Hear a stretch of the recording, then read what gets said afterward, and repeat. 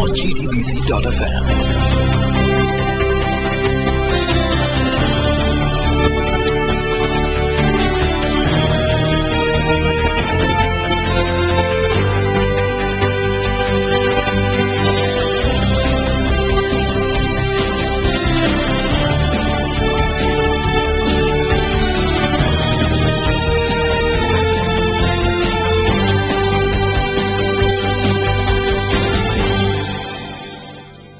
வணக்கம். GTN செய்திகள் வாசிப்பவர் நிருஷா கனகசபை. முதலில் தலைப்புச் செய்திகள்.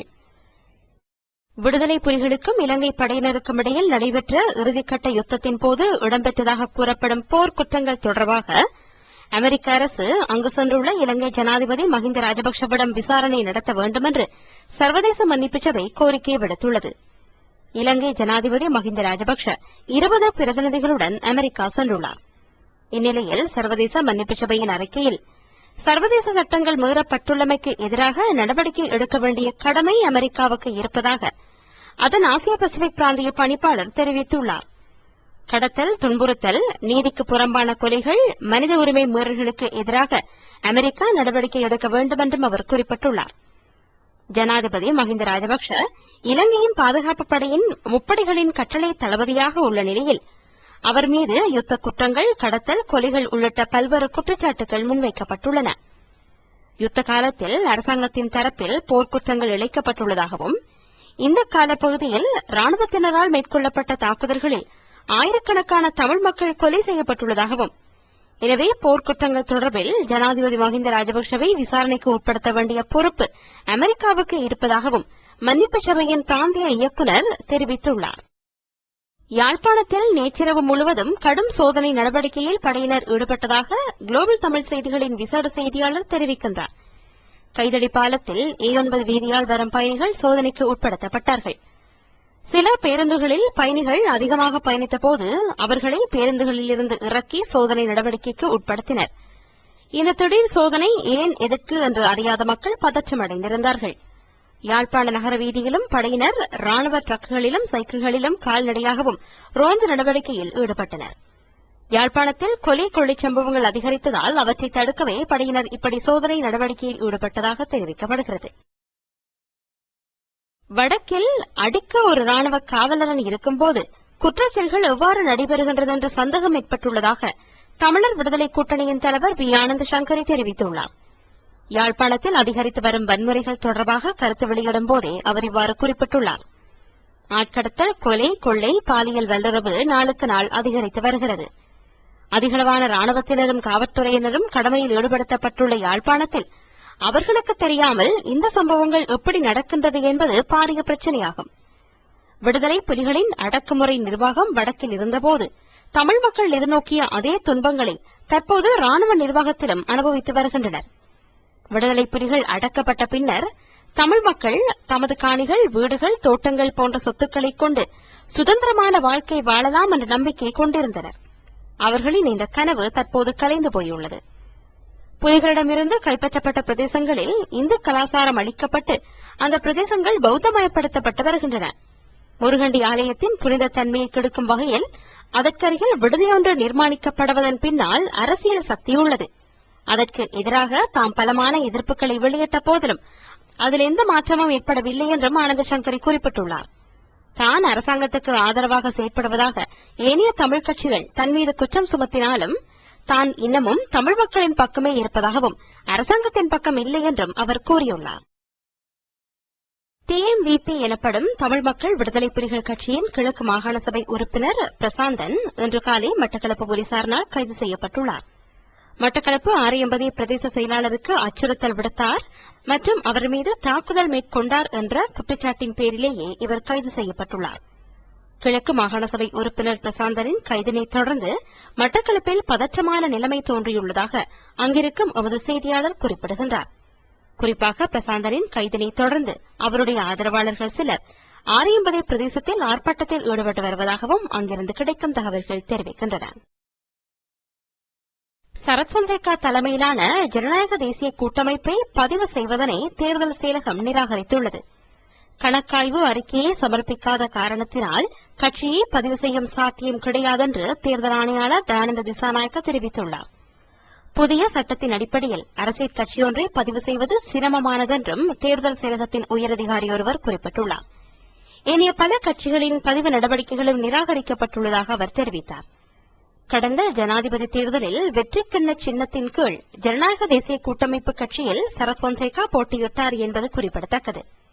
இதேவேளை தேர்தல் ஆணையாளருக்கு எதிராக சட்ட நடவடிக்கை எடுப்பது குறித்து கவனம் செலுத்தப்பட்டு வருவதாக கட்சியின் பாராளுமன்ற உறுப்பினர் டிரான் அலஸ் தெரிவித்துள்ளார். செயற்பாட்டு அரசியலில் களமிறங்கி ஒரு வருடம் கூட பூர்த்தியாகாத நிலையில் எவ்வாறு கணக்காய்வு அறிக்கையை சமர்ப்பிக்க முடியும் என்றும் அவர் கேள்வி எழுப்பியுள்ளார். தேர்தல் ஆணையாளருக்கு எதிராக வழக்கு தொடரவுள்ளதாகவும் தமது கட்சிக்கு ஏற்பட்ட இழப்புக்கு அவர் நட்டஈடு செலுத்த வேண்டும் என்றும் அவர் குறிப்பிட்டுள்ளார். இதேவேளை தமிழ் தேசிய விடுதலை கூட்டமைப்பின் பதிவினையும் தேர்தல் செயலகம் நிராகரித்துள்ளது. தமிழ் தேசிய விடுதலை கூட்டமைப்பின் தலைவராக என் ஸ்ரீகாந்தாவும் பொதுச் செயலாளராக கே சிவாஜிலிங்கமும் கடமையாற்றி வருகின்றமை குறிப்பிடத்தக்கது. தமது கட்சியை போன்ற கட்சிகளால் புதிய சட்டத்திட்டங்களை நிறைவேற்றுவதில் சிக்கல் நிலைமை காணப்படுவதாக கே சிவாஜிலிங்கம் தெரிவித்துள்ளார். திருகோணமலை சீனன்குடா பகுதியில் ஆண் ஒருவரின் சடலம் மீட்கப்பட்டுள்ளது. இந்த சடலம் நேற்று செவ்வாய்க்கிழமை நள்ளிரவு மீட்கப்பட்டதாக காவல்துறையினர் தெரிவித்துள்ளனர்.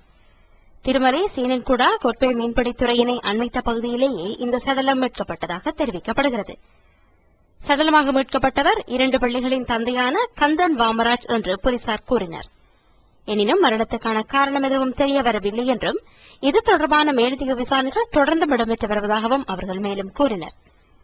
அதேவேளை யாழ்ப்பாணம் நாவற்குழி பிரதேசத்தில் நேற்று முன்தினம் இரவு 7 மணியளவில் பயன்படுத்தப்படாத கிணற்றில் இருந்து சடலம் ஒன்று மீட்கப்பட்டுள்ளது. யாழ்ப்பாணம் நாவற்குழி வீதியில் 3 மைல்கல் பகுதிக்கு அருகிலுள்ள கிணற்றில் இருந்தே இந்த சடலம் மீட்கப்பட்டது. சடலமாக மீட்கப்பட்டவர் இதுவரை அடையாளம் காணப்படவில்லை. சடலம் யாழ்ப்பாணம் போதனா வைத்தியசாலையின் பிரேத அறையில் வைக்கப்பட்டுள்ளது. மீட்கப்பட்ட சடலம் அண்மையில் காணாமற் போன ஒருவரது சடலமாக இருக்கலாம் என்று மக்கள் சந்தேகம் வெளியிட்டுள்ளனர். ஜனவரி 3ஆம் தேதி காணாமற் போன 5 பிள்ளைகளின் தந்தையான மானலிங்கம் அமிர்தராஜா என்பவர் கடந்த 13ஆம் தேதி உரும்பராய் பிரதேசத்தில் பயன்படுத்தப்படாத கிணறு ஒன்றில் இருந்து சடலமாக மீட்கப்பட்டமை குறிப்பிடத்தக்கது. தமிழ் தேசிய கூட்டமைப்புக்கும் அரசாங்கத்துக்கும் இடையிலான அடுத்த கட்ட பேச்சுவார்த்தைகள் அடுத்த மாதம் 7ஆம் தேதி நடைபெறவுள்ளதாக கூட்டமைப்பின் நாடாளுமன்ற உறுப்பினர் ஏ சுமந்திரன் தெரிவித்துள்ளார். தமிழ் தேசிய கூட்டமைப்புக்கும் அரசாங்கத்துக்கும் இடையிலான முதலாவது பேச்சுவார்த்தை கடந்த 10ஆம் தேதி நடைபெற்றதாகவும் அதன்போது ஏற்படுத்திக் கொள்ளப்பட்ட இணக்கத்தின் அடிப்படையில் தொடர்ந்தும் பேச்சுவார்த்தைகளை நடத்தவுள்ளதாகவும் அவர் குறிப்பிட்டுள்ளார். தமிழ் மக்களின் பிரச்சினைகள் அதற்கு தீர்வாக அரசியல் தீர்வொன்றை முன்வைப்பது குறித்து கூட்டமைப்பு இதன்போது விரிவாக கலந்துரையாடவுள்ளது. இந்த பேச்சுவார்த்தைகளின் பின்னர் தமிழ் தேசிய கூட்டமைப்பும் அரசாங்கமும் இணைந்து கூட்டறிக்கையொன்றை வெளியிடவுள்ளதாகவும் சுமந்திரன் குறிப்பிட்டுள்ளார்.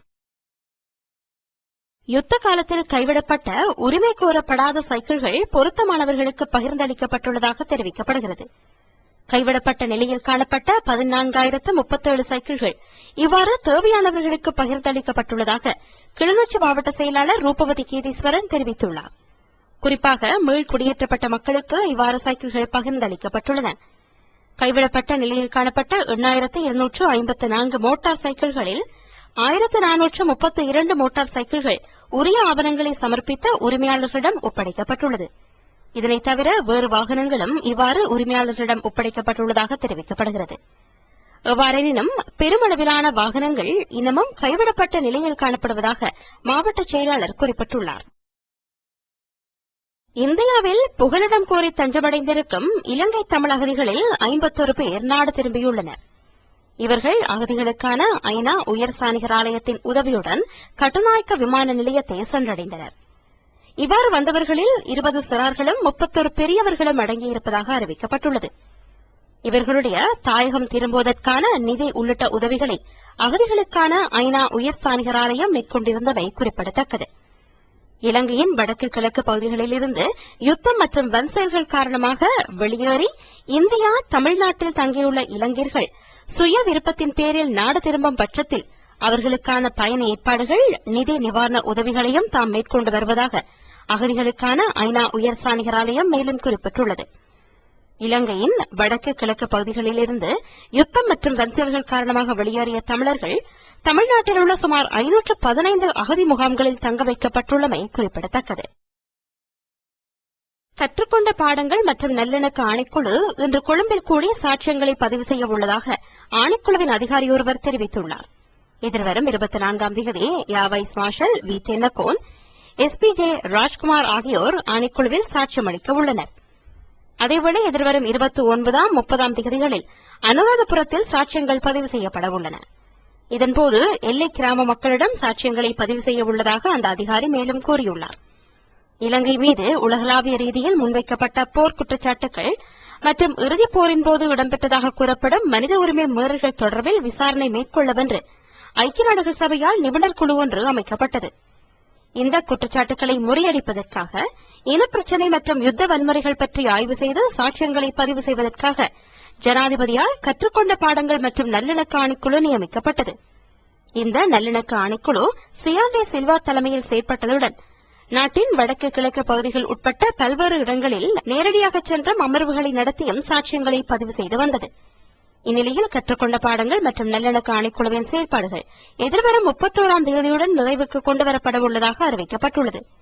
எனினும் ஏற்பட்ட சேதங்கள் மற்றும் கணிப்பீடுகள் தொடர்பில் எதிர்காலத்தில் சாட்சியமளிக்க சந்தர்ப்பம் வழங்கப்படும் என்று நல்லிணக்க ஆணைக்குழுவின் தலைவர் CRD சில்வா கூறியுள்ளார். மே மாதத்துக்கு முன்னதாக ஆணைக்குழு முழு விசாரணை மற்றும் சாட்சிய பதிவுகள் உள்ளடங்கிய முழுமையான அறிக்கையை அரசாங்கத்திடம் சமர்ப்பிக்க உள்ளதாகவும் தெரிவித்தார். பிரித்தானிய கல்வி முறைமை இலங்கையில் அறிமுகப்படுத்தப்பட உள்ளதாக தெரிவிக்கப்படுகிறது. இலங்கையில் பிரித்தானிய கல்வி முறைமையை பிரபல்யப்படுத்துவதற்கான நடவடிக்கை எடுக்கப்படும் என்று அரசாங்கம் அறிவித்துள்ளது. இதன் ஒரு கட்டமாக பிரித்தானியா, அமெரிக்கா, ஆஸ்திரேலியா உள்ளிட்ட நாடுகளின் பல்கலைக்கழகங்கள் இலங்கையில் உருவாக்கப்பட உள்ளதாக தெரிவிக்கப்படுகிறது. பிரித்தானியா கல்வி முறைமையை அறிமுகப்படுத்துவதாக உயர்கல்வி அமைச்சர் SP திசாநாயக்கா அறிவித்துள்ளதாக பிரிட்டிஷ் கவுன்சிலின் இலங்கை கிளை பணிப்பாளர் டானி டெய்லி குறிப்பிட்டுள்ளார். எதிர்வரும் பிரித்தானிய கல்வி கண்காட்சி தொடர்பான ஊடகவியலாளர் சந்திப்பில் கலந்து கொண்ட போதே அவர் இவ்வாறு கூறியுள்ளார்.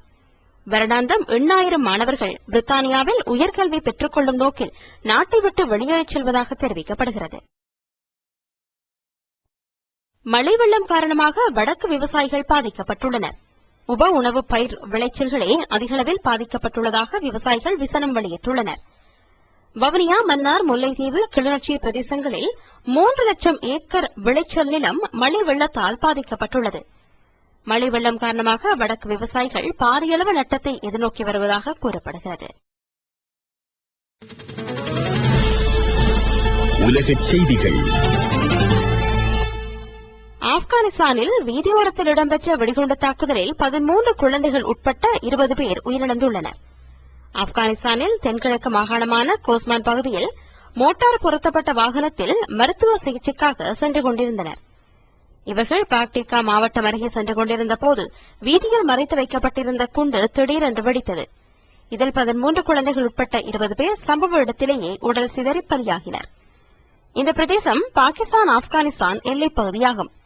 இங்கு தலிபான், அல் கைதாவினர் நடமாட்டம் அதிகம் இருப்பதால் நேட்டோ படையினர் இங்கு பெருமளவு குவிக்கப்பட்டிருந்தனர். அதையும் மீறி இந்த அசம்பாவிதம் நடந்துவிட்டதாக நேட்டோ படையின் பிரிகேடியர் ஜோசப் போல் செய்தியாளர்களிடம் தெரிவித்துள்ளார். நாட்டின் மனித உரிமை நிலைமைகளை மேம்படுத்துவதற்கு நடவடிக்கை எடுக்கப்படும் என்று சீன ஜனாதிபதி ஹூ ஜின்டாவோ தெரிவித்துள்ளார். மனித உரிமை விவகாரங்களில் மேலும் முன்னேற்றம் ஏற்படுத்தப்பட வேண்டிய அவசியம் காணப்படுவதாக அவர் குறிப்பிட்டுள்ளார். அமெரிக்க ஜனாதிபதி பராக் ஒபாமாவும் சீன ஜனாதிபதி ஹூ ஜின்டாவோவும் இணைந்து நடத்திய ஊடகவியலாளர் சந்திப்பில் கலந்து கொண்டு உரையாற்றிய போதே அவர் இவ்வாறு கூறியுள்ளார். சீன ஜனாதிபதி ஹூ ஜின்டாவோ தற்போது அமெரிக்காவுக்கு விஜயம் செய்துள்ளமை குறிப்பிடத்தக்கது. அபிவிருத்தி நடவடிக்கைகளுக்கு ஒத்துழைப்பு வழங்கக்கூடிய வகையில் இருதரப்பு உறவுகள் அமையப்பெற வேண்டும் என்று வலியுறுத்தப்பட்டுள்ளது. பொருளாதாரம், பாதுகாப்பு உள்ளிட்ட விடயங்கள் குறித்து இருநாட்டு தலைவர்களும் பேச்சுவார்த்தை நடத்தியுள்ளனர். இதேவேளை மனித உரிமை விவகாரங்களினால் இரு நாடுகளுக்கும் இடையில் சில சந்தர்ப்பங்களில் முரண்பாடுகள் ஏற்பட்டுள்ளதாக அமெரிக்க ஜனாதிபதி பராக் ஒபாமா தெரிவித்துள்ளார். சீனாவின் வறுமை ஒழிப்பு நடவடிக்கைகள் மிகவும் இன்றியமையாததென்று அவர் சுட்டிக்காட்டியுள்ளார். உலகச் செய்திகள் கேட்டீர்கள். இத்துடன் GTN செய்திகள் நிறைவடைந்தன. விரிவான செய்திகளுக்கு globaltamilnews.net எனும் இணையத்தை பார்வையிடவும். வணக்கம்.